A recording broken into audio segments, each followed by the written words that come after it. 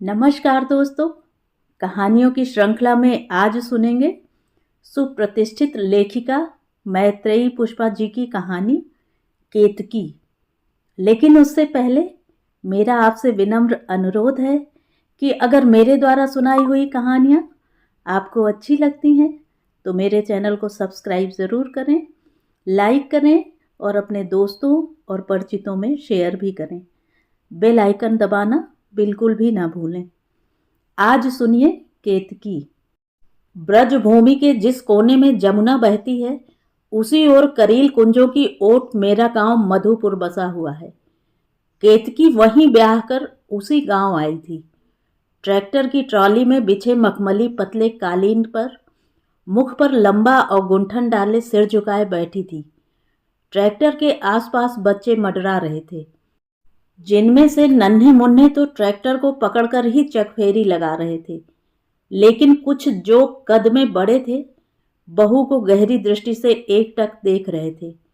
दुल्हन के रेशमी वस्त्र छूने का असफल प्रयास करने में लगे थे। सूरज के क्षितिज से उतरते ही शादी में आई रिश्तेदारनी तथा पड़ोस की महिलाएं मंगल गान करती केतकी के पास तक पहुंची। बिहारीपुर वाली बुआ ने ट्रैक्टर की ही पूजा कर दी रथ की तरह। बहू को सहारा देकर नाइन ने उतारा था। सबसे पहले मुंह दिखाई की रस्म बुआ ने ही की थी। घूंघट उठाते ही बुआ ठगी सी रह गईं। कंचन वर्णा केतकी मृगनयनी सी झकझक करता रूप लिए नाक की नथ के लाल सफेद 3 मोती गुलाबी अधरों पर मचल रहे थे। सुराहीदार ग्रीवा पर हंसुली जैसे धवल हिम पर गोलाकार नाजुक सी स्वर्ण रेखा खिंच गई हो। जरी के बूटों वाले बनारसी गुलाबी ब्लाउज में यौवन को संभाले बांधे केतकी के रूप में अजंता की मूर्तिवत नारी सजीव हो उठी थी। एक साथ कई चेहरे मुख पर पड़ा घूंघट उठाकर केतकी की एक झलक पाने को उझक उठे। बुआ ने केतकी का मुख फिर ढक दिया। बहू तो ऐसी मलूक, रूप की पिटारी बांध लाए हैं पंडित जी, किसी का स्वर उभरा। सास तो श्यामल वर्णी थी, कोई दूसरी बोली। तभी ना पंडित जी इधर उधर ताक झांक पर उतर आए थे। जितने मुंह उतनी बातें। केतकी की समझ में ये सब पहेलियां कहाँ आ पा रही थीं। पंडित श्री गोपाल केतकी के ससुर, उन्हीं की पत्नी विद्यावती काया से सांवली सलोनी लेकिन भव्य व्यक्तित्व की स्वामिनी उस ग्रामीण अंचल की एकमात्र सुशिक्षित महिला थी। न जाने कौन से दुर्दिन में वह क्षण आया कि उनके पिता काल कवलित हो गए और भाई ने जब विद्या के लिए वर ढूंढा तो उसे पंडित श्री गोपाल ही सबसे उपयुक्त लगे थे।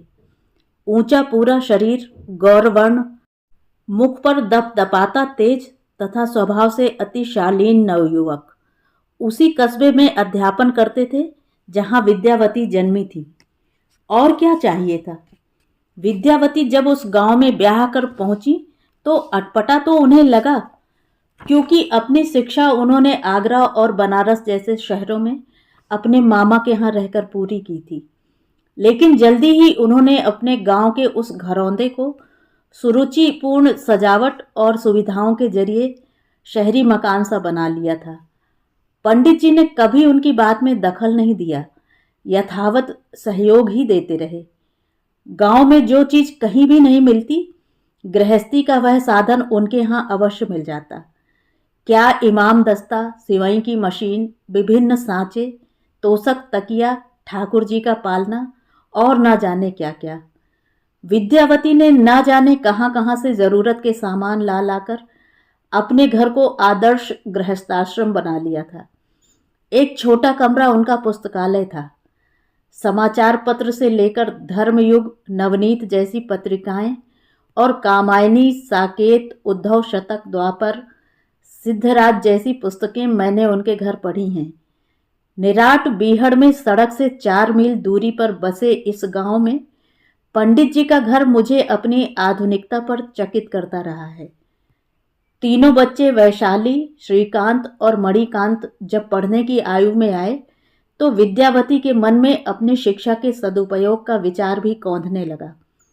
और वे यही सोचकर कि शहर में बच्चों की शिक्षा ठीक हो पाएगी, आगरा के ही एक विद्यालय में अध्यापिका हो गईं। बड़ा बेटा श्रीकांत गुरुकुल भेज दिया गया। हालांकि आज के वैज्ञानिक युग में पंडित जी को बेटे का गुरुकुल में पढ़ना युक्ति संगत नहीं लगा था। वे उसे वेद पाठ ही नहीं बनाना चाहते थे, लेकिन पत्नी के आगे उनकी एक न चली। यही सोचकर संतुष्ट हो लिए थे कि कॉलेजों में पनपते उत्श्रृंखल परिवेश में चाकू छुरे की नोक के बूते पर प्रमाण पत्र लेने के प्रलोभन से तो बच जाएगा उनका बेटा। कुछ नहीं तो किसी स्कूल में संस्कृत का अध्यापक लगवा देंगे। वैशाली तथा मणि विद्या के ही पास रह गए। मणि गूंगा ही पैदा हुआ था। जन्म होते ही जब उसका रुदन नहीं सुना तो किसी अनहोनी का आभास माता पिता को हो गया था। मणि के कारण भी विद्या कभी कभी विचलित हो उठती। विद्या के जाते ही पंडित श्री गोपाल उस भरी गृहस्थी में ऐसे अकेले हो गए जैसे अंधेरे में कोई चमगादड़ इधर उधर मंडराती फिरती है। किसी प्रकार भी शांति नहीं थी उन्हें। मितभाषी श्री गोपाल ऐसे भी तो नहीं थे कि चार जगह कह सुनकर अपना जी हल्का कर लें। घबराया हुआ बेचैन मन किन्हीं कमजोर क्षणों में आशनाई पर उतर आया। गौरवर्ण कंचन कचनार सी वह विधवा बाला जो अभी तक उनकी दया की पात्र थी, अब उसकी छवि हृदय में गहरे उतरने लगी। नित नई कल्पना के सहारे प्रेम बेल मन के वट वृक्ष पर चढ़ने लगी। विद्यालय के सामने के घर में रहने वाली वह कामनी कब उनका हृदय उनसे छीन ले गई, वे तो जान ही नहीं पाए। बेचैन मन को करार मिला, लेकिन यह खेल अधिक दिन कहाँ चल सका। किसी ने जाकर यह बात चुपके से विद्यावती के कान में डाल दी। उन्हीं के नैहर में उनके पति की यह प्रेम भरी आंख मिचौनी कब तक चलती। एक दिन विद्यावती चुपके से बच्चों को वहीं छोड़ भाई के घर आ गईं। एक दिन भी तो नहीं लगा जांचने में। चुपचाप अपनी ससुराल मधुपुर चली गईं, अकेली ही। पंडित जी जब संध्या समय गांव आए तो एक शब्द भी कड़वा नहीं बोली। कोई उपालंब नहीं दिया, बिल्कुल सामान्य, जैसे कुछ हुआ ही नहीं, कुछ देखा ही नहीं। रात को जब पंडित जी की आंख खुली तो बिस्तर पर विद्यावती को ना पाकर कुछ देर तो लेटे रहे, लेकिन अधिक देर उनकी असमान अनुपस्थिति सहन नहीं हो सकी। उठकर लालटेन की बत्ती ऊंची की, इधर उधर देखा। सामने ही बरामदे में विद्यावती का मृत शरीर अपनी ही साड़ी का फंदा खाए लटक रहा था। घबरा गए श्री गोपाल, बच्चों की भांति बिलखने लगे। वे तो इस अनहोनी का सूत छोर भी पकड़ पाने में अपने आप को असमर्थ पा रहे थे। सदा बच्चे ही पढ़ाए थे, मन भी बच्चों जैसा कोमल था। इसी निरीहता में आशिकी भी कर बैठे। जैसे किसी बालक की मां छोड़ जाती है तो वह जिसे भी अपने आसपास देखता है उसी के प्यार को ललकता है। स्नेहिल बाहें फैली देखकर जैसे कोई शिशु अनजाने ही किसी भी अंक में समा जाता है, ऐसा ही कुछ उनके साथ भी हुआ था। क्या करते? चुपचाप उठे, सीधे ग्राम प्रधान गंधर्व सिंह के पास पहुंचे। सारी कहानी बोल दी, कुछ भी नहीं छिपाया। मन विगलित होकर आंखों से बह निकला। अति बुद्धिमान गंधर्व सिंह कुशल कार्यशीलता के लिए विख्यात थे। उनके गांव में अपराध भी हुए, लेकिन कभी पुलिस नहीं आई। दरोगा के पांवों ने उस गांव की मिट्टी को नहीं छुआ था। उनके रहते पुलिस आए, उनकी तौहीन थी यह। गांव को एक परिवार सा बांधकर रख दिया था। गुण दोषों का विश्लेषण करके एक ही पड़ले में तोलना उन्हें ऐसा आता था कि दोषी व्यक्ति भी अपने मार्ग पर सबको सही नजर आने लगता। उनका मत था, हर मनुष्य गुण और दोष दोनों ही अपने आप में समेटे रहता है। कब कौन सा उजागर हो जाए यह तो उसकी परिस्थितियों पर निर्भर करता है। ऐसी मानसिकता लिए गंधर्व सिंह दक्ष प्रशासक माने जाते थे। ऐसा ही उन्होंने उस रात किया। कुछ लोगों को लेकर विद्यावती की लाश चुपचाप शमशान में भोर होने से पहले ही अग्नि को समर्पित करा दी। कोई जान ही नहीं पाया कि उनको क्या हुआ था। कोई कहता विद्यावती ने पंडित जी की प्रेम लीला देख ली, कोई कहता उन्हीं का कोई प्रेमी धोखा दे गया सो विष पी लिया, कोई कहता सन्निपात ज्वर चढ़ा था, बचती कैसे। अनेकों बातें हुई थी। बेटी वैशाली बड़ी थी, दिन रात चंद्रकला सी बढ़कर बड़ी हो गई। पंडित जी ने वर खोजकर जल्दी ही उसे ब्याह दिया। बिन मां की बेटी अपने घर ही अधिक सुरक्षित रह सकेगी।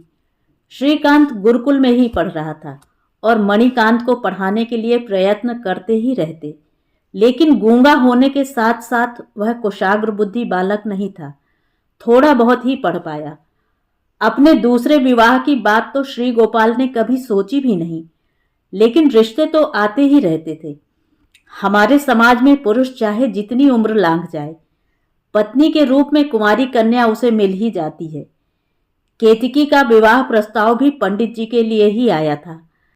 एक तो अति दरिद्र घर में जन्मी थी केतकी, ऊपर से अपने ही बाल सखा चंदना की अति समीपता उसे बदनाम किए दे रही थी। जातियों की रूढ़ियों से जकड़ा हमारा समाज हरिजन युवक चंदन से विवाह की अनुमति केतकी को कभी नहीं दे सकता था। केतकी तो चंदन की प्रखर बुद्धि पर आसक्त हो उठी थी। शारीरिक सौष्ठव का उसे कदापि मोह नहीं था, लेकिन आसपास के लोग तो एक ही भाषा जानते हैं और किसी भी मिलन का अर्थ भी एक ही निकलता है, प्रणय। इसीलिए डरे सहमे केतकी के पिता अपनी रूपसी बेटी का रिश्ता विधुर श्री गोपाल के घर लेकर जा पहुंचे थे।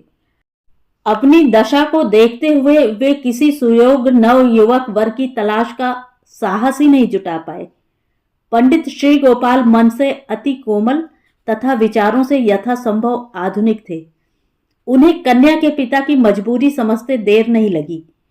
उन्होंने केतकी के पिता के समक्ष जब अपनी बात कही तो हर व्यक्ति उनके औदार्य को देख अचंभित रह गया। आपकी कन्या की उम्र ही क्या होगी गिरी प्रसाद जी?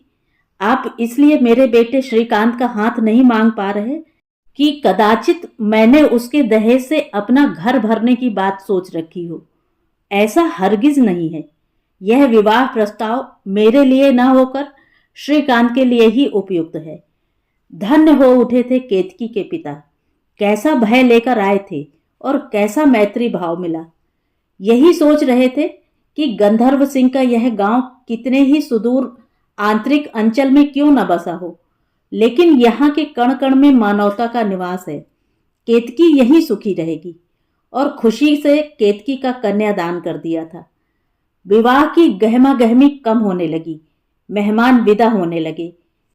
केतकी की विवाह सेज सजी, लेकिन श्रीकांत को तो अभी 6 माह गुरुकुल में ही पढ़ना था। गुरुकुल में विवाह की आज्ञा ही कहाँ थी। पिता की व्यवस्था देखकर श्रीकांत चोरी छुपे 7 फेरे लेने आ गया था। विवश ब्रह्मचारी संयम का कवच धारण किए वह केतकी की मधु यामिनी में मधु मिश्रित बातों का ही आदान प्रदान करता रहा। अल्हड़ कमनीय किशोरी अपने प्राण प्रिय की अति मोहक छवि पाकर ही मुग्ध होती रही। शीतल समीर सा स्पर्श का झोंका आता, पर ना जाने श्रीकांत के मन पर किस निषेध का पहरा था जो चट से उस बलिष्ठ पुरुषीय भुजा को पीछे खींच लेता। आऊंगा केतकी, जल्दी लौट आऊंगा। 6 महीने तो यूं ही पलक झपकते निकल जाएंगे, वह चुटकी बजाकर कहता। केतकी को यदि वह छू भी लेता तो कौन सी उसकी गुरु मंडली इस सुदूर ग्राम में आकर उसे इस निविड़ अंधकार से होकर निहार पाती। लेकिन वह तो अपने गुरुवरों की सहस्त्रों आंखें अपने मन पर गाड़कर ब्याह की वेदी पर चढ़ा था। रात भर जागरण करके दोनों एक दूसरे की आंखों में समाते रहे। प्रातः गुरुकुल प्रस्थान के लिए श्रीकांत का सामान बंधने लगा। ब्रह्मचर्य की ढेरों किताबें समेटे वह असहाय बना उस यक्ष की भांति चल दिया जिसे रामगिरी पर्वत पर शापवश वनवास मिला था। 6 महीनों के दिनों को एक एक करके गिनने को रह गई केतकी। पल छिन कितने बड़े होते हैं, दिनों की बात कौन करे। नैहर भी कैसे जाए। श्रीकांत की बात याद हो आती। अम्मा नहीं रही, तुम ही हो अब इस घर की स्वामिनी, संभालना। पिताजी और मणि को तुम्हारे आश्रय छोड़ता हूं। निश्चिंत होकर पढ़ूंगा, तुम जो हो। पत्र आते थे ऐसे ही सर्वस्व सौंप देने वाले। इस घर से बंद कर रह गई वह। पंडित जी के पास गंधर्व सिंह का आना जाना तो पहले से ही था। नैतिकता के नियमों पर पैनी धार धर चुके थे वे। गांव की बहू बेटियों को किसी की दृष्टि भी स्पर्श कर जाए तो ग्राम प्रधान गंधर्व सिंह उसके हाथ पैर बंधवाकर पंचायती चबूतरे पर डलवा देते थे। जवानी के उद्दाम वेग से पीड़ित बांके जवान भूले से भी किसी नव यवना को पलकों की चिलमन उठाकर देखने का साहस नहीं कर पाते थे। यदि किसी विधवा परित्यक्ता से इस संवेग का अवरोध नहीं हो पाता और उसका परिणाम गर्भ के रूप में सामने आने लगता तो स्त्री को क्या दंड दें।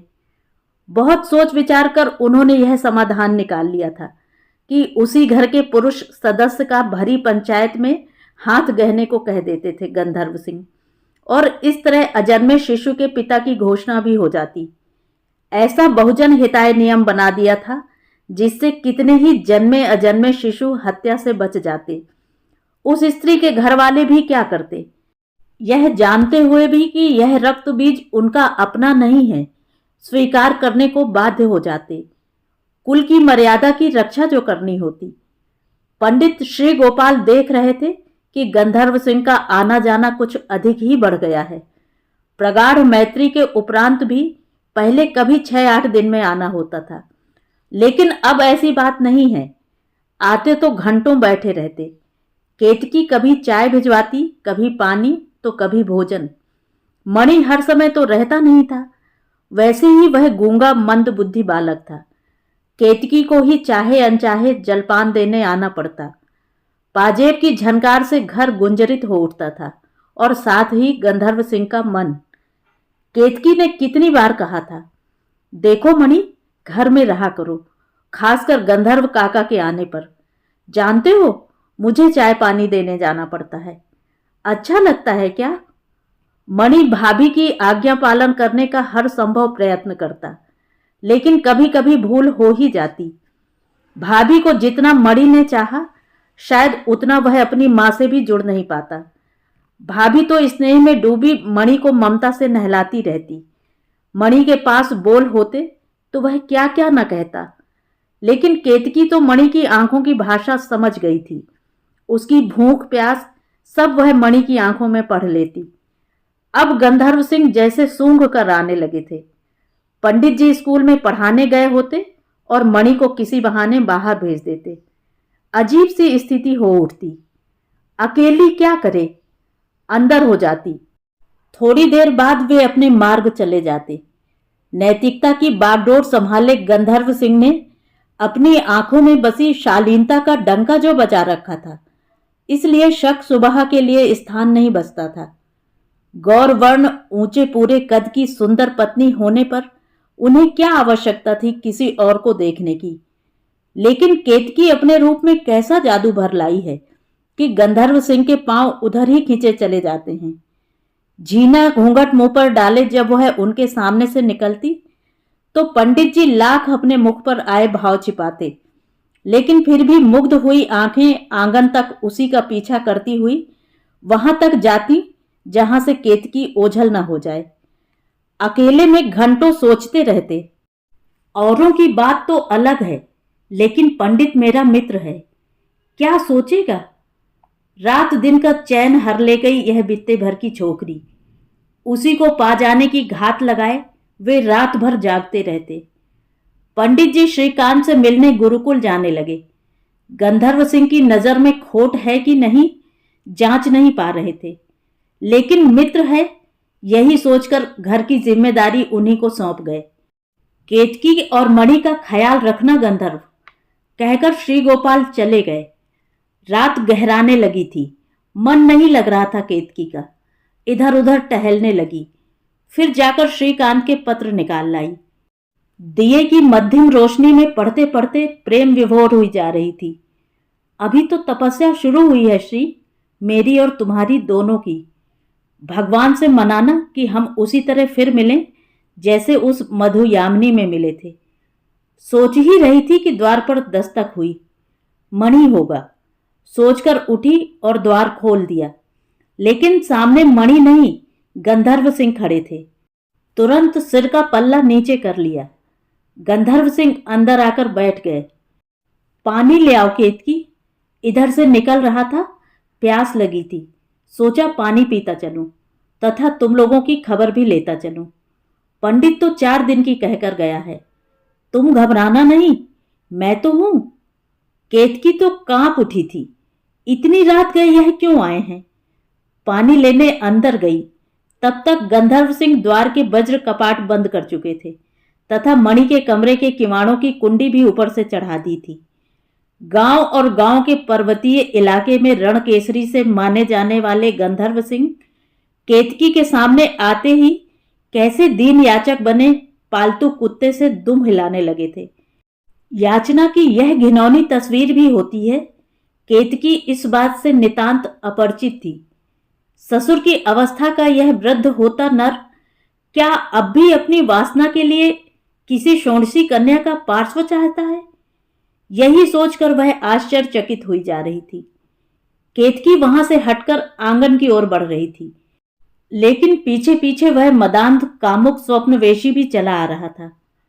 कहां जाए अपनी अस्मिता को बचाने? कैसे इस अभेद्य प्राचीर की भित्तिकाएं गिरा दे? यही सोच रही थी कि चंद्र जुन्हाई नहाए आंगन में उनका हाथ उनके सिर पर स्पर्श कर उठा। वृश्चिक डंक सा वह स्पर्श नीचे और नीचे फिसलने लगा। खिचड़ी बालों और झुर्रियां पड़ते मुख की अवज्ञा पर कितने ही भीभत्स चुम्बन ले डाले थे गंधर्व सिंह ने। एकदम भाग छूटी वह। यहां से वहां आंख मिचौनी खेलती कितनी ही देर तक अपने को बचाती रही थी, पर बलिष्ठ बाहों का जोर उस छरहरी दुबली पतली बाला से कहां तक परास्त हो पाता। आलिंगन की संपुटता में भयभीत हुई चीख उठी, जैसे गर्दन के ठीक पास छुरी देखकर बकरी मिमियाने लगती है। सारा घर चीखों से भर गया। मणि की झपकी हुई आंखें यकायक खुल गईं। उनींदी आंखें किवाड़ों में हुए छिद्र रंध्रों पर गड़ा दी मणि ने, और उन रंध्रों से जो देखा, मणि को लगा धरती कांप रही है। उमड़ते चीत्कार को वह सुन सकता था। छटपटाहट से टूटते भाभी के पैर और फूटती चूड़ियां ठीक आंगन के बीचों बीच देख पा रहा था, और देख रहा था उस नर पिशाच भीभत्स पौरुष को। लेकिन विधाता ने भी यह अनहोनी हो जाने के लिए ही मणि को मूक बना दिया था। अपने मूकपन पर उस दिन उसको अपने प्राण हनन का ख्याल आया था। काश वह बधिर भी होता और साथ ही होता नेत्रहीन। आंखों से झरझर आंसू बरसाने के अलावा कुछ न कर पाया था। बस दरवाजा ही पीटता रह गया। केतकी का कौमार्य, जो अब तक श्रीकांत की धरोहर सा सहेजा था, धज्जी धज्जी हो गया। मधु यामिनी की मधुर कल्पना यूं रक्त रंजित हो उठेगी, ऐसा कब सोचा था उसने। लुटी ठगी सी क्रोधाग्नि में भस्म होती हुई जलने की पराकाष्ठा तक पहुंच गई थी केतकी। मणि का द्वार खोल देना और इस बात का किसी से जिक्र नहीं करना। पंडित जी के कितने ही राज अपने सीने में दफन किए बैठा हूं। खुली धमकी देकर गंधर्व सिंह घर से बाहर निकल गए। अकेली जान घायल हिरनी सी दीवारों से सिर मारती फिरी। सारा तन रक्त में नहा उठा। एक ही आह, एक ही कराह, श्री अब कैसे मिलूंगी तुमसे? कैसा तप कराया मुझसे जो बीच में ही भंग हो गया। जोर जोर से किवाड़ों पर थाप की आवाज से ध्यान उधर गया तो पांव को घसीटती हुई वहां तक पहुंची और थरथराते हाथों से द्वार खोल दिया।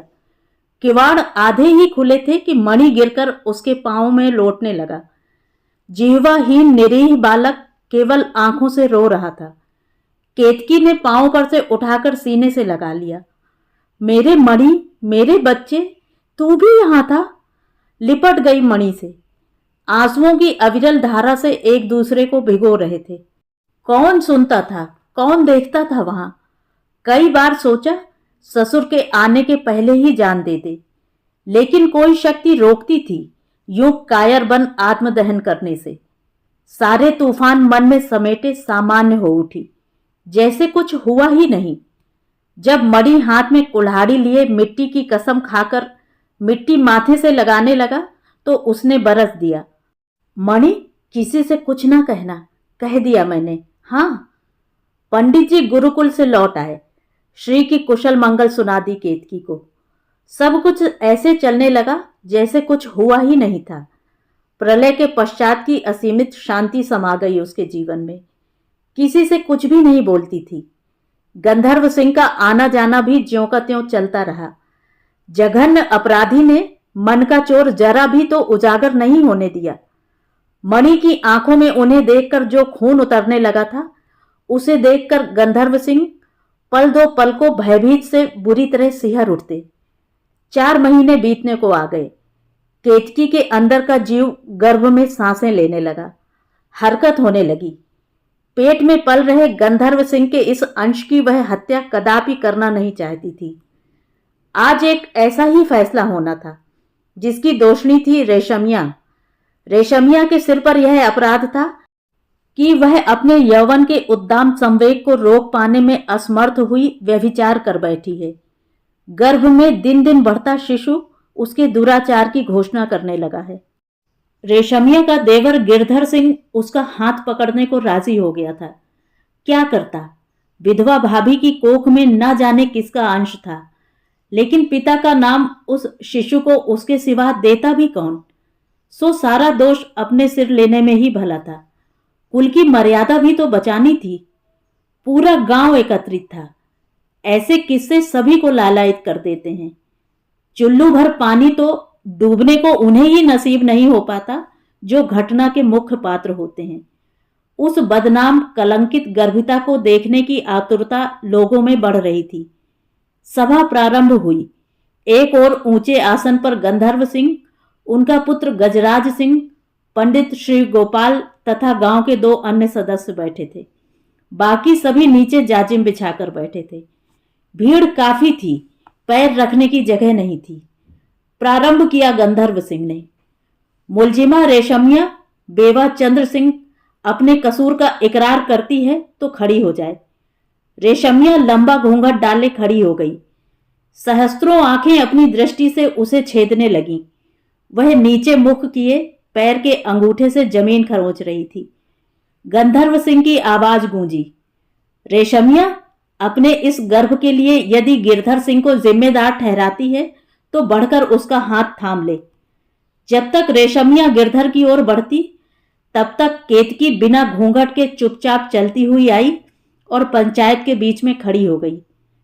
सभा के बीच नीचे को नजरें झुकाए खड़ी पंडित श्री गोपाल के बेटे की बहू को देखकर पंचायत के बीच में खुसुर फुसुर आवाज विलुप्त हो गई। सभी की निगाहें एक ही बिंदु पर गड़ गईं। वह थी केतकी। देर तक गंधर्व सिंह की ओर हिंसक दृष्टि गाड़े देखती रही।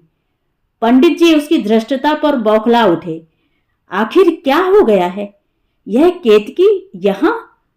गंधर्व सिंह प्रश्नात्मक दृष्टि से केतकी को देखे जा रहे थे। रेशमिया गिरधर के पास पहुंच चुकी थी।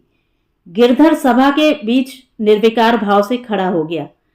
जैसे ही रेशमिया हाथ थामने को बढ़ी, केतकी ने जाकर रेशमिया को पकड़ लिया। नहीं, ठहर जाओ। तुम ठहरो तो सही। केतकी, क्या कर रही है बेटी? क्यों चली आई यहां? पंडित जी पहेलियों में उलझे बात समझने की कोशिश कर रहे थे। उसने ससुर की एक न सुनी, सीधे गंधर्व सिंह से प्रश्नोत्तर करने लगी। सभा में सन्नाटा था। सभी की सांस जैसे रुक गई। पंडित श्री गोपाल की बहू? आप रेशमिया से पहले मुझे बता दो, मैं किसका हाथ पकड़ लूं? पुत्र सरीखे बालक मणिकांत का या पिता समान ससुर का? प्रधान जी, आप ही बताओ, किसका? क्या कह रही है पंडित जी, यह श्रीकांत की बहू? गंधर्व सिंह ने श्री गोपाल की ओर उलझन भरी निगाह डाल दी। मेरी तो स्वयं कुछ समझ में नहीं आ रहा। आपकी समझ में नहीं आएगा पिताजी, लेकिन प्रधान गंधर्व सिंह की समझ में यह आएगा। ये सब कुछ जानते हैं। केतकी के इतने अशिष्ट शब्द पंडित जी का कौतूहल और बढ़ा गए। लोग मुंह बाए एक दूसरे को देख रहे थे। मुझे तो आपका ही हाथ पकड़ना चाहिए, कहकर उसने गंधर्व सिंह को ऊंचे आसन से बलपूर्वक नीचे खींच लिया। वे इस अप्रत्याशित आघात से गिरते गिरते बचे। श्री गोपाल उठकर खड़े हो गए। आवेश में हक्का बक्का से कुछ कहने की स्थिति में नहीं थे। आपका अंश मेरे गर्भ में है। वह बोली तो प्रधान का चेहरा रक्त विहीन विवर्ण हो उठा। वे कांप उठे, फिर भी किसी तरह साहस बटोरा। यह क्या क्या कह रही हो? क्या कर रही हो बहू? बहू बहू मत कहिए। बहू बहू यह रिश्ता आपके मुंह से उच्चारना शोभा नहीं देता। अब बस यह सुन लीजिए कि जो मैं कह रही हूं वह झूठ नहीं है। उस पंचायत के सारे नियम झूठ कर दिए केतकी ने। किसी का पाप कर्म किसी निर्दोष के सिर पर बड़ी आसानी से मढ़कर दाब ढक दिया जाता था और फिर से खुली छूट मिल जाती थी कुकृत्य के दोषी को। गंधर्व सिंह की सतयुगी छवि को तो उसने उसी दिन नंगा करने की ठान ली थी जिस दिन उसके साथ यह अनाचार हुआ था। अवसर की प्रतीक्षा में वह खून के घूंट अवश्य पीती रही थी। सभी विस्फारित नेत्रों से देखते रह गए, केतकी को, गंधर्व सिंह को। रेशमिया की खबर किसी को नहीं थी। रेशमिया, इधर आओ। तुम क्यों झूठ बोलती हो? बता दो तुम भी। कह दो मेरी बहन, सच सच कह दो, यह गर्भ किसका है? अपने देवर को क्यों घसीटती हो इन दरिंदों के बनाए नरक में? वह बिफर उठी। देवता समान ठाकुर गंधर्व सिंह को इस तरह बेनकाब करते हुए उस अदना सी लड़की को देखकर सब हतप्रभ थे। ऐसा साहस! ठाकुर गंधर्व सिंह ने क्या अच्छी परंपरा बना ली थी। उस गांव में ही नहीं, उस क्षेत्र के हर गांव में यह आसान नियम कुकर्मियों को दुग्ध स्नान करा देता था। क्या करते गांववासी? जानते तो थे यह सब, लेकिन उनका साहस, उनकी हिम्मत गंधर्व सिंह ने रहन रख ली थी। गरीब ग्रामीणों को ऋण देकर उस पर ब्याज की परतों का फौलाद चढ़ाकर ऐसा मजबूत शिकंजा बना दिया था कि उनकी 10 पीढ़ियां भी उसकी जकड़ को हिला नहीं सकती थी। जो आकंठ ऋण में डूबे थे, खरीदे हुए गुलाम थे, वे क्या आवाज उठाते? वे तो अत्याचारों को सहने के अभ्यस्त हो गए थे। अपने अधिकारों को गहरे गर्त में गाड़ चुके थे। जूझने की इच्छा ही नहीं रही थी उनके मन में। सदैव से शेर की तरह बलिष्ठ और वाक्पटु कुशल वक्ता गंधर्व सिंह इस समय पीले हुए कपकपा रहे थे। खड़े होने की शक्ति नहीं थी उनमें, और केतकी थी कि हाथ नहीं छोड़ रही थी। जैसे तैसे पंडित जी ने उन्हें छुड़ाकर सहारा देकर तख्त पर बिठाया और केतकी को ही बरसने लगे। पागल हो गई है क्या केतकी? सोच समझ नहीं रही तुम कि किसके लिए कह रही हो यह सब? पिताजी, सोच समझकर ही तो कह रही हूं। आपकी इज्जत आबरू को जलाकर राख कर दिया, फिर ये काहे के दोस्त हैं आपके? और मैं इनका, कहकर वह बिलख उठी। क्या बकती है? अभी तक बहुत सुन लिया, मुंह बंद कर ले नहीं तो। गंधर्व सिंह का बेटा गजराज गरजने लगा। नहीं तो क्या करोगे? बोलो।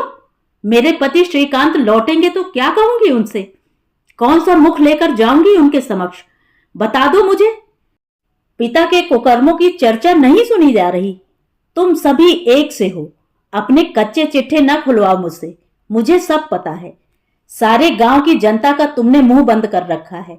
पैसे के जोर पर तानाशाही चला रहे हो। इनके नाम पर सरकारी ऋण इन तक पहुंचने ही कहां देते हो। सरकारी अफसरों को रिश्वत देकर सब तुम लोग ही हड़प लेते हो। उसी धन पर ब्याज लगाकर इन्हें बड़ी मिन्नतों के बाद देते हो। निरंतर कंगाली की ओर इन गरीब किसानों को ढकेलते जाने में ही तुम्हारा स्वार्थ सिद्ध होता है, नहीं तो मनमानी कैसे कर पाओगे? गंधर्व सिंह का न्याय जहां हो वहां पुलिस का क्या काम? क्यों, है ना? इस गांव में कभी पुलिस आई ही नहीं। क्या अच्छी बात है। चाहे कोई फांसी लगा ले, चाहे नदी ताल में डूब मरे। तुम्हारे विरुद्ध बोलने का साहस तो सब बेच चुके हैं। एक छत्र राज है तुम्हारा अत्याचारियों।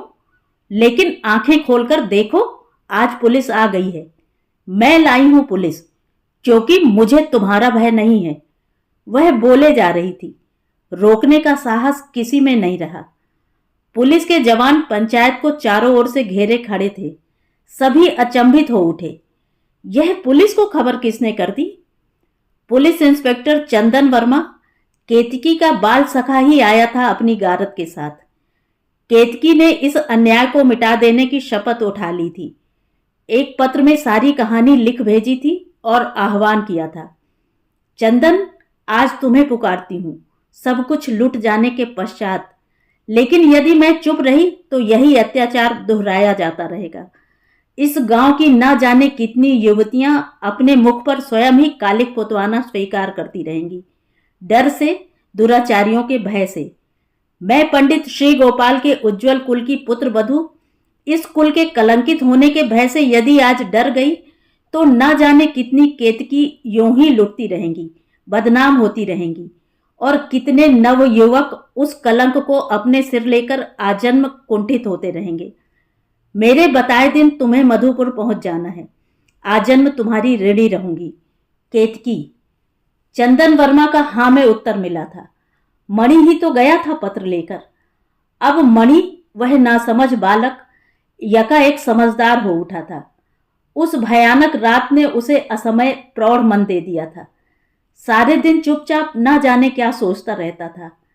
चंदन का आश्वासन मणि की आंखों में ही चमकता देख लिया केतकी ने, और इस जुल्म को जड़ से उखाड़ने का बीड़ा उठा लिया उस कमनीय कन्या ने, जो छुई मुई सी इस गांव की धरती पर दुल्हन बनकर उतरी थी। गंधर्व सिंह के जेल जाने के पश्चात गजराज, उनका पुत्र, घायल शेर की तरह इधर उधर घूमता तो रहा, लेकिन केतकी के विरुद्ध कुछ भी करने की हिम्मत नहीं जुटा पाया था।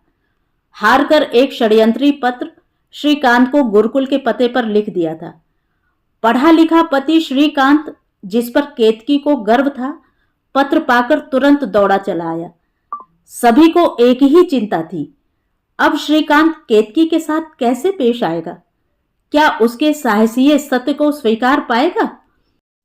पिता के लाख समझाने पर भी वह वेद पाठी, पांडित्य कुशल गुरुकुल का विद्यार्थी श्रीकांत श्री राम का ही समर्थक हो उठा था, जिन्होंने प्रजा के केवल एक सदस्य के कहने पर सीता का त्याग कर दिया था। केतकी को समक्ष पाकर वह नत नेत्र इधर उधर तो झांक रहा था, लेकिन सत्यवादिनी अपनी पत्नी से दृष्टि एक नहीं कर पा रहा था। पढ़ी तो उसने जाबाला की भी कथा होगी, लेकिन जो सत्य काम जन्मेगा वह उसे कदाचित स्वीकार नहीं हो पाएगा। पत्नी के तन से हमेशा पराये स्पर्श की महक आती रहेगी, उसे सह नहीं सकता श्रीकांत। यही सोचकर पिता के चरण स्पर्श कर वह केतकी की ओर बिना देखे सीधा गुरुकुल लौट गया था, कभी न आने को। पंडित श्री गोपाल के दुख का ठिकाना न था। वे तो मित्र के छल से पहले ही आहत थे, टूट चुके थे, और पुत्र से उन्हें ऐसी आशा कदापि न थी। पिताजी, जिस बेटे के लिए आप मुझे ब्याह कर लाए थे, उसी ने मेरे कारण आपका घर त्याग दिया। फिर मेरा यहां रहना? वह अपने गांव जाने की सोच रही थी। पंडित श्री गोपाल ने एक बार अपने घर की ओर देखा। कोई न कोई हादसा, कोई न कोई छल उनके घोंसले के तिनकों को झंझावात सा उजाड़ता ही रहा है। हर बार वे लुटे हैं, न जाने क्यों। गांववासी सभी पंडित जी के घर आ घिरे थे। पंडित जी एक दिन अपनी सारी संपत्ति कचहरी जाकर केतकी के नाम लिखवा लाए। बेटी संभालो, मैं बूढ़ा हो गया हूं अब, वे कागज थमाते हुए बोले। पिताजी, यह सब मणि का है। मणि तुम्हारा है बेटी, मैं निश्चिंत हूं अब। कुछ माह बाद पंडित श्री गोपाल के घर केतकी के गर्भ से उस बालक ने जन्म लिया, जिसका नाम स्वयं मणि ने अपनी हथेली पर लिखकर भाभी को दिखाया, सत्यव्रत। तो ये थी कहानी। कहानी आपको कैसी लगी कमेंट करके ज़रूर बताएं।